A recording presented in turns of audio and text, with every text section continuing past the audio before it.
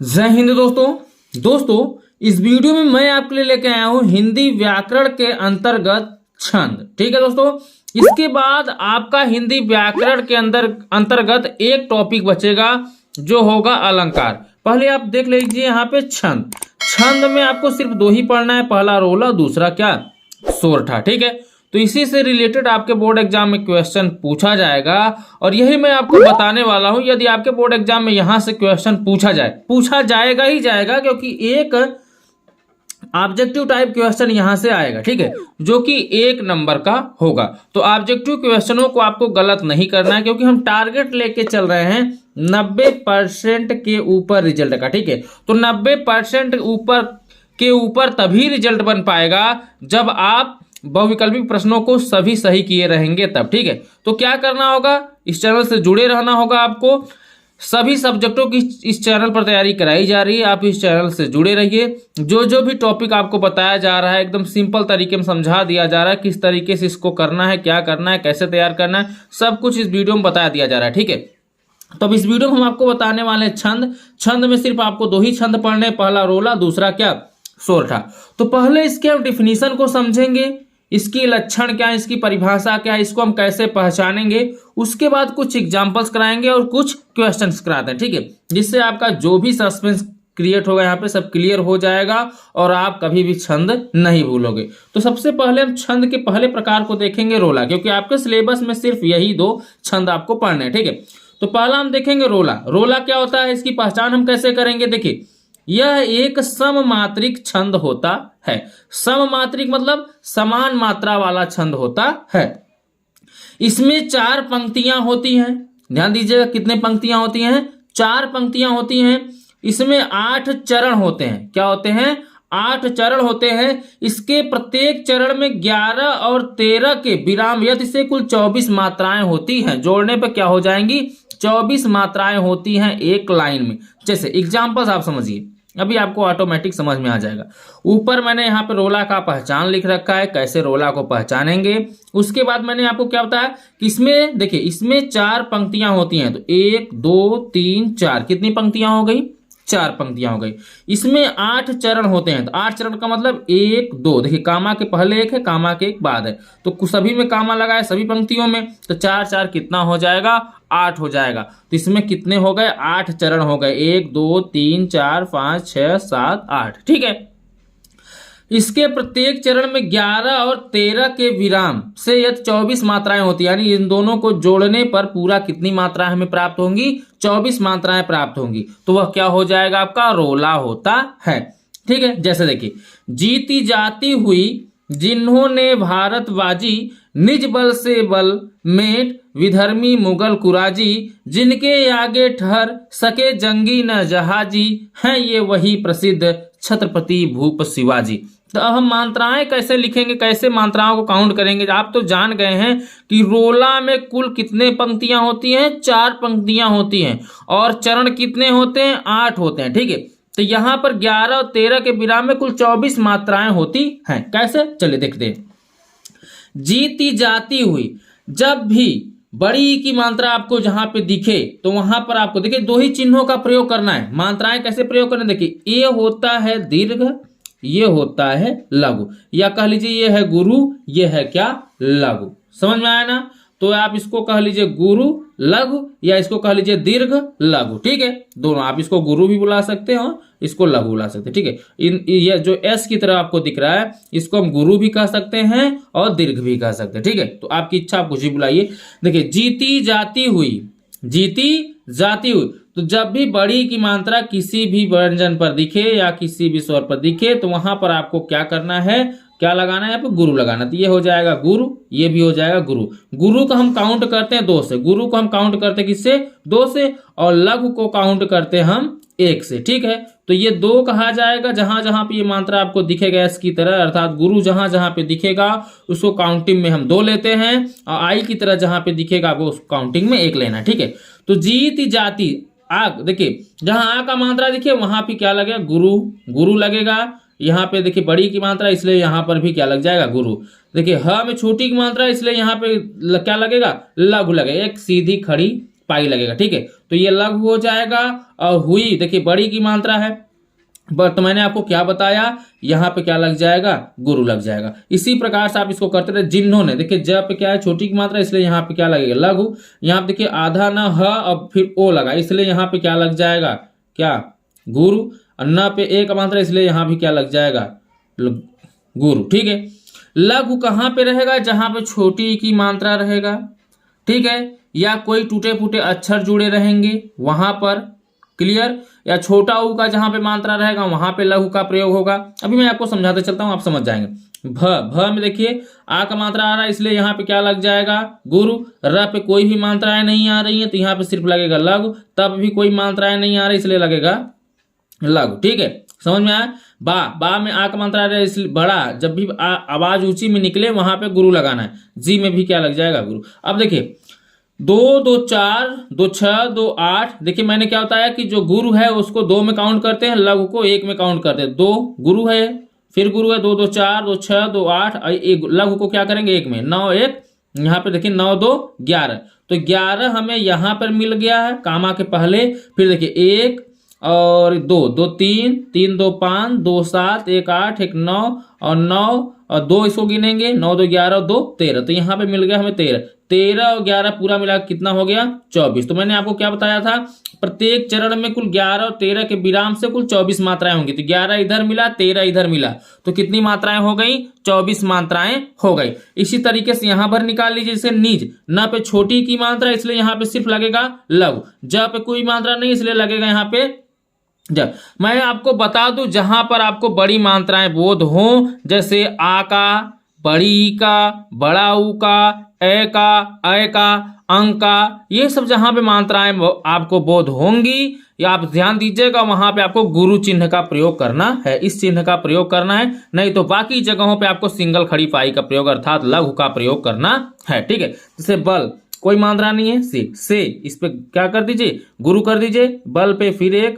Met पे गुरु 1। इस तरीके से देखिए मात्रा लगा वहां पे ना, ए का मात्रा लगा है, तो वहां पे आपको क्या करना है, गुरु कर देना। ठीक है, इसी तरीके विधर्मी, छोटी की मात्रा है तो कोई दिक्कत नहीं, लघु कर दो। ध पे भी लघु कर दो। और मी पे यहाँ पे देखिए बड़ी की मात्रा है, इसलिए यहाँ पे क्या कर देंगे, गुरु कर देंगे। मुगल पे 1 1 लगे, क्योंकि छोटा ऊ है, बड़ा ऊ होता तो हम क्या करते हैं, यहाँ गुरु कर देते हैं। यहाँ पर देखिए छोटा ऊ है, इसलिए हम क्या करेंगे, लघु करेंगे। रा में आ का मात्रा लग गया, इसलिए यहाँ पे क्या करेंगे, दीर्घ अर्थात गुरु। और यहाँ पर भी जी है, तो यहाँ पर भी क्या कर देंगे, गुरु कर देंगे। तो आप इसको काउंट करिए, देखिए कामा के पहले 1 2 3 4 4 2 6, इसको 2 लेते हैं, 6 1 7 1 8 8 2 10 1 11। तो यहाँ पे हमें क्या होगा, कामा के पहले 11 प्राप्त हो गया। कामा के बाद काउंट करेंगे 1 2 और ये 2 4 5 6 7 8 और 8 यहाँ पे 2 10 और 2 12। कहीं पे थोड़ा गलत हुआ है, हमें लग रहा है विधर्मी। देखिए क्योंकि यहाँ पर जो आ रहा है 11 ही मात्राएं आ रही हैं। ठीक है, तो विधर्मी यहाँ पे देखिए वीरधर्मी होता है, विनधर्मी। तो यहाँ पे इस तरीके विनधर्मी था, यहाँ पे मैंने विधर्मी लिख दिया, विनधर्मी। तो विनधर्मी मतलब यहाँ पे डबल है, तब यहाँ पे हो जाएगा कितना 13। तो 11 और 13 कितना हो गया, यहाँ पे भी 24। इसी तरीके से आप निकालते चलेंगे तो आपका पूरा मात्राएं क्लियर हो जाएगा। तो समझ लीजिएगा, जहां पर आपको 4 पंक्तियां दिख जाएं या 8 चरण दिख जाएं और उसमें आपसे पूछ लिया जाए कौन सा छंद है, तो आप क्या बताएंगे, रोला बताएंगे। ठीक है, देखिए वीडियो काफी लंबा होता चला जा रहा है, इसलिए मैं थोड़ा फटाफट कराने का प्रयास करता हूं। अब देखिए सोरठा, अब हम समझेंगे क्या सोरठा को। सोरठा क्या है, यह एक अर्ध सममात्रिक छंद है। छंद होता है, इसमें 4 चरण होते हैं। प्रत्येक देखिए उसमें क्या था, 8 चरण था। रोला में कितने चरण होते हैं, 8 चरण होते हैं। लेकिन इसमें कितने चरण होते हैं, 4 चरण होते हैं। प्रथम एवं तृतीय चरण में 11 11 मात्राएं तथा द्वितीय एवं चतुर्थ चरण में 13 13 मात्राएं होती हैं। और बता दूं, प्रथम और तृतीय चरण में के अंत में, प्रथम और तृतीय चरण के अंत में अगर आपको गुरु और लघु का चिन्ह दिखाई दे जाए तो समझ जाइएगा ये कौन सा है, सोरठा। नहीं तो आपको क्या करना है, रोला ट्रिक कर देना। अभी मैं क्वेश्चन कराकर ट्रिक बता दे रहा हूं, बोर्ड एग्जाम में जाइएगा तो आपको सिर्फ उस ट्रिक का फॉलो करना है। ये सब मात्राओं का चक्कर आप छोड़िए, जो मैं ट्रिक बताऊंगा उस ट्रिक को याद कर लीजिए, बस वही तैयार करके जाइएगा, क्वेश्चन आपका गलत नहीं होगा। जैसे देखिए मैंने आपको क्या था, प्रथम एवं तृतीय चरण में 11 11 मात्राएं होती हैं। तो मात्रा मैंने आपको निकालना बता दिया, कहां पे गुरु का प्रयोग करना है, कहां पे लघु का प्रयोग करना है। ठीक है, किस जगह पे आपको दीर्घ चिन्ह का प्रयोग करना है अर्थात गुरु चिन्ह का प्रयोग करना है और कहां पर लघु चिन्ह का प्रयोग करना है, ये तो मैंने बता दिया। सिर्फ आपको ये ध्यान देना होगा कि प्रथम एवं तृतीय चरण में 11-11 मात्राएं होती हैं और द्वितीय और चतुर्थ में 13-13 मात्राएं होती है। तो आप समझ गए, वहां पर भी यही प्रोसेस था, रोला में भी, सोरठा में भी यही प्रोसेस है। लेकिन आपको ये ध्यान देना है, जब पहला और तीसरा हम चरण लेंगे तो उसमें पहले आपका क्या आएगा, गुरु आएगा, उसके बाद यहां पर क्या आएगा, लघु। इसके लास्ट वाले में प्रथम देखिए, जे ही सुमिरत सिद्धि होई, ये क्या हो गया, प्रथम चरण। और फिर करहूं अनुग्रह सोई, ये हो गया तृतीय चरण, क्योंकि प्रथम द्वितीय तृतीय चतुर्थ, ये प्रथम चरण हो गया, ये द्वितीय चरण हो गया, ये तृतीय चरण हो गया, ये चतुर्थ चरण हो गया। तो हमें लेके चलना है, देखिए द्वितीय एवं चतुर्थ में 13-13 मात्राएं होती है, हमें मात्राओं के ऊपर चलना ही नहीं है। हम ट्रिक आपको समझा रहे हैं, यही ट्रिक आपके लेके चलिएगा और आसानी से क्वेश्चनों को आप सॉल्व कर लेंगे। ठीक है, देखिए अगर पहले और तीसरे चरण का लास्ट, जो लास्ट वर्ड होगा, इसे यहां पे होई, यहां पर है क्या, सोई, गुरु और लघु के रूप में आए तो समझ जाइएगा ये सोरठा छंद है। एग्जाम्पल्स देकर आपसे पूछेगा कि कौन सा छंद है। जैसे देखिए होई, होई में पहले हो ओ आया है, यहां पे क्या लग जाएगा, क्या लग जाएगा, गुरु, ई की जगह पर लघु। ठीक है, सोई ओ आया इसलिए यहां पे लग जाएगा गुरु, यहां पे लग जाएगा लघु। तो मैंने क्या, देखिए पहले और तीसरे चरण में अगर ये चिन्ह दिखे गुरु और लघु का, तो समझ जाइए कौन सा छंद है, सोरठा छंद है। क्लियर हो गया। चलिए अभी हम कराते हैं क्वेश्चन, तो ऑटोमेटिक आपको समझ में आ जाएगा कि रोला और सोरठा कैसे पहचानेंगे। ठीक है, तो चलो बढ़ते हैं हम क्वेश्चनों की तरफ। अभी तक आपने वीडियो को लाइक नहीं किया तो प्लीज लाइक करके जुड़ जाइए, अब आसानी से आप छंद को समझ पाएंगे। ठीक है, तो चलिए देखते हैं क्वेश्चन को। अब देखिए दोस्तों, क्वेश्चन नंबर फर्स्ट मैंने लिया है, इसी तरीके से क्वेश्चन आपके बोर्ड एग्जाम में आएंगे। मैंने यहाँ पे 5 क्वेश्चन लिया है। ठीक है, जिसमें से मैं 3 या 4 कराऊंगा, आपसे एक क्वेश्चन लास्ट में क्वेश्चन करूंगा, जिसका आपको क्या करना होगा, आंसर देना होगा कमेंट में। फिलहाल चलिए देखते हैं क्वेश्चन नंबर फर्स्ट को। सुन केवट के बैन प्रेम लपेटे अटपट, बीसे करुणा एन चितई जान की लखन तनु।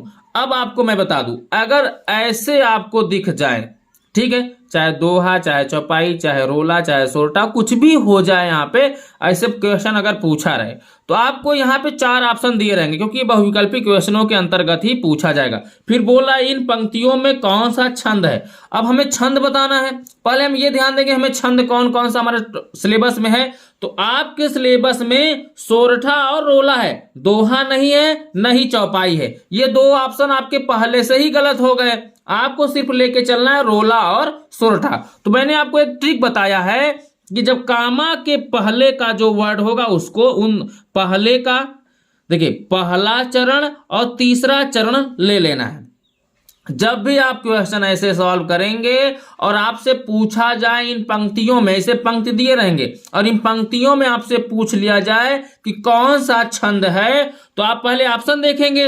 ऑप्शन में आपको 4 ऑप्शन दिया रहेगा, जिसमें से आपको सिर्फ पढ़ना है रोला और सोरठा, यही आपके सिलेबस में है। तो 2 ऑप्शन तो ऐसे ही गलत हो जा रहा है, बच रहा लड़ाई आपका किसके किसके बीच में, रोला और सोरठा के बीच में। तो अब रोला जीतेगा या सोरठा, ये आपके ऊपर डिपेंड करता है। जिताएंगे किसको, तो जिताने का तरीका भी होता है, जो जिसका पक्ष होगा उसी को जिता दो। ठीक है, देखिए किसका पक्ष मजबूत है। तो मैंने बताया कि जब भी आपको पंक्तियां आपके सामने दिखी रहे तो पहला और तृतीय चरण आप तुरंत देखिए, पहला और तृतीय चरण आप तुरंत देखिए। तो पहला चरण है सुन केवट के बैन और तृतीय चरण है विषय करुणा एन। ये दोनों प्रथम और तृतीय चरण हो गए। अब प्रथम और तृतीय चरण का लास्ट वाला आपको क्या देखना है, शब्द देखना है। तो पहले में है बैन, दूसरे में है एन। अब इन्हीं का हम क्या निकालेंगे, मात्रा। बैन पे क्या लगे, यहाँ पे क्या लग जाएगा गुरु, ये हो जाएगा लघु, ये हो जाए एन पे गुरु, ये हो जाएगा लघु। मैंने क्या बताया, एन तो यहाँ पे गुरु लगेगा चिन्ह, यहाँ पे लगेगा लघु का। तो मैंने बताया जब प्रथम और तृतीय चरण का जो लास्ट शब्द होता है, उसमें अगर पहला गुरु है और दूसरा क्या है लघु है, दोनों में होना चाहिए। अगर एक ही में गुरु लघु है तब नहीं सही होगा। प्रथम और तृतीय में सेम होना चाहिए मात्राएं, अर्थात मिलती जुलती होने चाहिए। तो यहाँ प्रथम में भी और तृतीय में मिल रहा है, इसलिए क्या हो जाएगा, ये सेम हो रहा है। जब सेम हो रहा है तो क्या सही हो जाएगा, सोरठा। मैंने आपको क्या बताया कि सोरठा का प्रथम एवं तृतीय चरण जो होता है उनका गुरु और लघु क्या होता है, समान होता है। गुरु और लघु प्रथम और तृतीय चरण जब मात्राएं निकालेंगे तो आपस में मिलते रहेंगे। अब एक दो एग्जांपल्स और करेंगे तो आपको समझ में आ जाएगा। क्वेश्चन नंबर 2 मैंने लिया है। देखिए पहला तो इस तरीके से क्वेश्चन पूछ सकता है आपके बोर्ड एग्जाम में। दूसरा पूछने का तरीका देखिए, सुनत सुमंगल वैन मन प्रबोध तन पुलक भर सरद सरोहु नैन तुलसी भरे स्नेह जल। अब बोला इन पंक्तियों के दूसरे और चौथे चरण में कितनी मात्राएं हैं।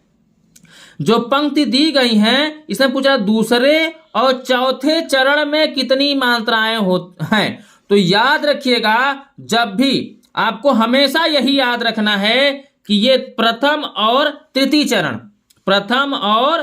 चरण लेके चलना है। तो प्रथम और तृतीय चरण लेके चलेंगे तो आपको पता है प्रथम चरण में क्या आ रहा है, वैन अर्थात गुरु लघु। तो गुरु और लघु जब आ गया तो आपको समझ में आ गया ये कौन सा छंद है, सोरठा। अगर यहाँ पे छंद पूछा होता तो आप क्या बताते, सोरठा। जब सोरठा आ गया तो सोरठा आपको पता है कि पहले और तीसरे चरण में 11-11 मात्राएं होती हैं। तो अब दूसरे और चौथे चरण में कितनी हो जाएंगी, 13-13 मात्राएं हो जाएंगी। समझ में आएगा, नहीं समझ में आया। आप जब भी इस तरीके से पंक्तियों को सॉल्व करें, वहां से आपको रोला सोरठा पूछा जाए या मात्राओं की संख्या पूछा जाए तो हमेशा पहली और तीसरी पंक्ति को लेकर चलना होगा। पहली पंक्ति है सुनत सुमंगल वैन, तो पहला वर्ड ले लीजिए, और सरद सरोहु नैन तीसरा पंक्ति का पहला वर्ड लास्ट वाला जो यहाँ वर्ड कामा के पहले वाला वर्ड आप ले लिया करिए। अब यहाँ पे आप चिन्ह दर्शाइए, तो गुरु लघु आया। मैंने बताया कि जब पहला पंक्ति और तीसरा पंक्ति गुरु और लघु में है तो सोरठा छंद होता है। और सोरठा छंद में आपको मैंने ये भी बताया कि प्रथम और तृतीय चरण में 11-11 मात्राएं, तो द्वितीय और चतुर्थ बच रहा है। आपसे द्वितीय और चतुर्थ चरण में पूछ रहा है तो कितनी मात्राएं हो जाएंगी, 13-13 मात्राएं हो जाएंगी। अगर यही द्वितीय और चतुर्थ चरण न पूछकर प्रथम और तृतीय बोलता तो 11-11 मात्राएं हो जाती। क्लियर? आई होप आप अच्छे से समझ पाए होंगे क्वेश्चन नंबर 2 तक को। ठीक है, अब हम क्वेश्चन नंबर 3 और 4 को यहाँ पे समझने का प्रयास करते हैं। तो क्वेश्चन नंबर 3 है, जिनके आगे ठहर सके जंगी न जहाजी हैं ये वही प्रसिद्ध छत्रपति भूप शिवाजी। अब ऐसे पंक्ति आपके सामने दिए रहेंगे और पूछा रहेगा इन पंक्तियों में कौन सा छंद है। तो छंद रोला सोरठा दोहा कुंडलियां। तो न दोहा आपको पढ़ना है न ही कुंडलियां पढ़ना है, क्योंकि आपके सिलेबस में ये दिया ही नहीं गया है। आपके सिलेबस में है रोला और सोरठा। तो रोला और सोरठा को हम यहां पर समझेंगे। ठीक है, इसमें से किसी एक को विजयी घोषित करेंगे। वो कैसे, ध्यान दीजिए। मैंने आपको बताया है कि कामा के पहले अक्षर को आपको ले लेना है, पहले शब्दों को ले लेना है। तो पहला शब्द पहले में है ठहर और दूसरे में है प्रसिद्ध। ठीक है, अब आपको इसे बताना है कौन सा छंद है। तो जब भी आप देखेंगे पहला अक्षर उसमें क्या होना चाहिए, गुरु फिर लघु होना चाहिए। तो यहाँ पे लघु लघु लघु आया, क्योंकि ठहर कोई मात्राएं नहीं देंगे। इसमें भी क्या होगा, लघु लघु लघु। ठीक है, तो देखिए इसमें क्या हो रहा है, कोई भी यानी चिन्ह मिल नहीं रहा है। मिलने का मतलब पहला पंक्ति और तीसरा पंक्ति हमेशा किसमें होने चाहिए, गुरु और लघु में। ये क्या है, लघु लघु में है, चेंज है, मिल नहीं रहा है, इसलिए क्या हो जाएगा, रोला हो जाएगा। क्लियर हो गया। छंद रोला और सोरठा मैंने आपको समझा दिया कि रोला कब होगा, जब ये पहला पंक्ति का, देखिए पहले पंक्ति का कामा के पहले का आपको शब्द ले लेना है और तीसरे पंक्ति के कामा के पहले का वो लास्ट वाला शब्द ले लेना है। ठीक है, यही ले लेना है। इन शब्दों को लेकर आपको यहीं से गुरु और लघु देखना है। गुरु लघु दोनों में मिल रहा है तो आप समझ जाइए सोरठा है, नहीं तो रोला है ही। और बाकी कोई दोहा तो आपको पढ़ना, यहाँ पे कोई भी छंद आपको आगे लेके चलना है नहीं, सिर्फ 2 ही छंदों के बीच में आपका यहाँ पे डिसीजन लेना है। ठीक है, अब देखिए दोस्तों क्वेश्चन नंबर 4 है जो मैं आपसे पूछने वाला हूं। लिख कर लोहित लेख डूब गया दिनमण अह व्योम सिंधु सखी देखी तारक बुध बुध दे रहा। तो ये इसमें बोल रहा है कि ये पंक्ति हो गया, बोल रहा है इन पंक्तियों के प्रथम और तृतीय चरण में कितनी मात्राएं हैं। आपको देखना क्या है, ये दोनों में मात्राएं देखना। ठीक है, अब इसको देखने के बाद आप मुझे कमेंट में बताएंगे कि यहां पर कितनी प्रथम और तृतीय चरण में कितनी कितनी मात्राएं हैं। ठीक है, क्लियर। चलिए मैं आपके कमेंट का वेट करूंगा और पांचवा भी मैं क्वेश्चन आपसे ही पूछूंगा। अगर आप समझ गए होंगे तो रिप्लाई आप अच्छे से दे पाएंगे, मैं उम्मीद करता हूं। देखिए क्वेश्चन नंबर 5 है, मैं समझ्यो निर्धार यह जंग कांचो कांच सौ, एक रूप अपार प्रतिबिंबित लघु लखयुत जहां। ये हो गया आपका पंक्ति बोला, उपयुक्त पंक्ति में कौन सा छंद है? तो दोहा न होगा न ही चौपाई होगा, दो ही छंद आपके सामने यहां पर बचे हैं, रोला और सोरठा, क्योंकि आपके सिलेबस में दो ही छंद दिए गए।